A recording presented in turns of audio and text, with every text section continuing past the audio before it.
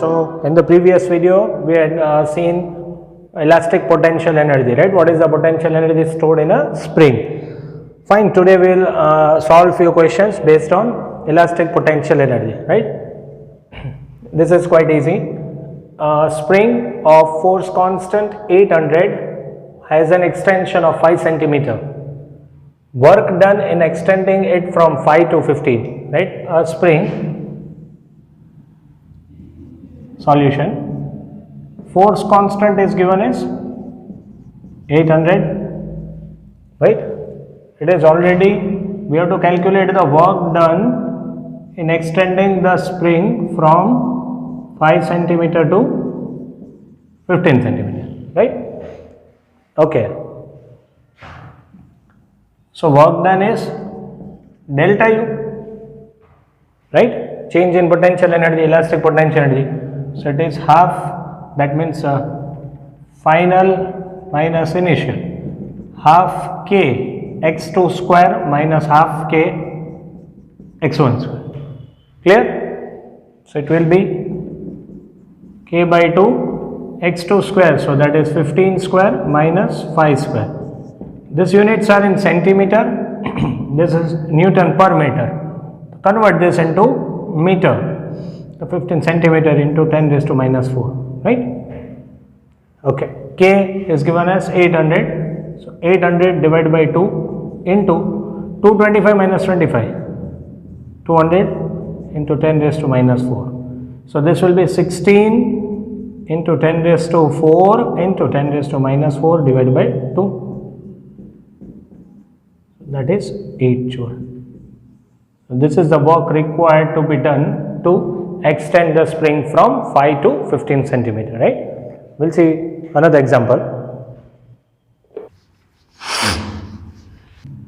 See, this question is a bit harder than the previous one.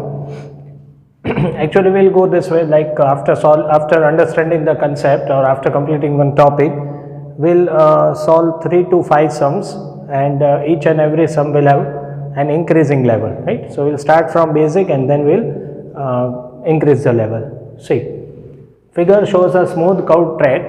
A spring of spring constant 400 is attached at one of the wedge fixed rigidly.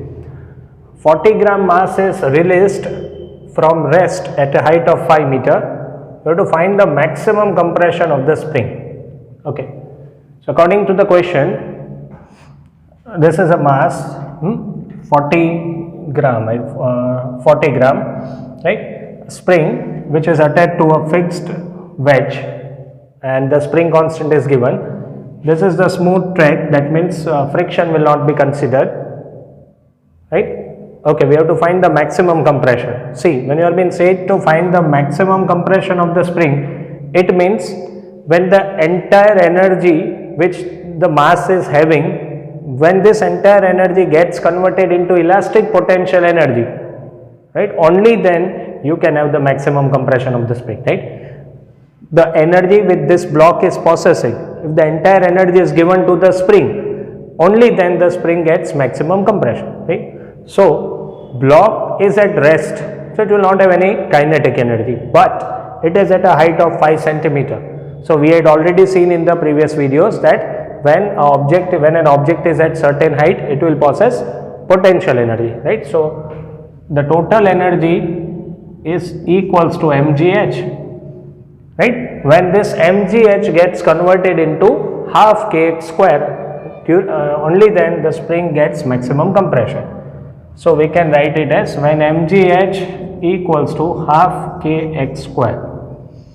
You just substitute the value. We can take g as 10, no problem. 40 gram into 10 raised to minus 3, g is given 10. Actually, if g is not provided, we should take 9.8, but that's okay if you are taking 10, it's for calculation only. G is 5, 5 into 10 raised to minus 2 equals to half k. K is 400, so it is 200 x square. So x will be 1, 2, right? It's 20 into 10 raised to minus 3 upon x square, 2 into 10 raised to 2. right? So x square is equals to 10 into 10 raised to minus 5. X square is equals to 10 raised to minus 4. So x equals to 10 raised to minus 2 meter, right? So that is 1 centimeter. So the compression of the spring is 1 centimeter. Clear? We'll see one more question which will be a bit harder than this one, right? So we will always level up the questions. Okay, so the next one, this is a good question. One end of a spring of natural length h and a spring constant k is fixed at ground and the other is fitted with a smooth ring of mass m which is allowed to slide on a horizontal rod fixed at a height h. Okay, initially the spring makes an angle 37 degree with the vertical. Okay, when spring is released from rest, find the speed of the ring when it becomes vertical. Okay, first of all, try to understand the question. I am having a spring, the natural length of the spring is h. That means this is a spring, right? The spring is having a length L equals to h. One end of the spring is fixed at the ground. So I am fixing the one end at the ground, and then I am stretching the spring, and at the another end there is a ring of mass m, right, which was at rest. That means, I will repeat the question, I will explain you. I am having a spring of height h. This is the natural height of the spring or the natural length of the spring. One end of the spring is being fixed on the ground, and then I have stretched this spring, and at the another end I have tied a ring of mass m. Okay, so this is how the ring which is at rest is tied with one end of the spring. Now if I am leaving this, right, this ring will go in this direction, right? So we have to find the velocity of this ring when this spring becomes vertical. That means when the spring comes to the normal length, what is the velocity of this ring? Okay, see once again, a spring of natural length h, one end is being fitted on the ground, other end I have just stretched, and at the other end of the spring I have attached a ring of mass m. So this is how the condition is. I am stretching the ring and I am attaching a mass. Now if I am leaving this, it will go this way. So when the spring becomes vertical, what will be the velocity of this ring? This is what we have to calculate. Okay, fine. And cos 37 is given 4 by 5. So when spring is at this position, it has faced some extension, right? So solution, let the extension of the spring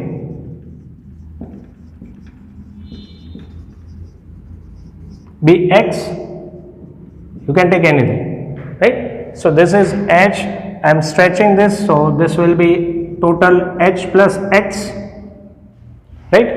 Okay, where x is the extension, right, change in length. Okay, from the diagram, cos 37 is h by h plus x adjacent upon hypotenuse. Now cos 37 is given as 4 by 5. So 4 by 5 is equals to h by h plus x. Solve this. 4h plus 4x is equals to 5h. So 4x equals to h. So x is h by 4. So we have calculated the extension in the spring, which is h by 4. Okay. So for the extension of the spring, we have to do some work. This work done will be stored in the form of potential energy, right? So the potential energy stored in the spring will be of half kx square. Now already the ring which is at rest, whenever I am relieving this ring, the energy gets converted into kinetic energy, right? This is the stored potential energy when spring is being stretched, right? Okay.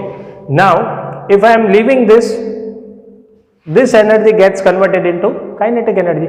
So we can compare this when half kx square, which was the stored energy in the spring, gets converted into kinetic energy, half mv square, right? Half gets cancelled. k into what is x, h by 4, so it will be h square by 16, m goes in the denominator, this is v square, so v will be equals to root of k by m into h by 4. So velocity of the ring when the spring becomes vertical will be root of k by m into h by 4, so B is your answer. Clear? Okay, fine. So these were the questions based on elastic potential energy. Now in the next video we'll discuss about power, what is average power, what is instantaneous power, and then we'll solve the questions based on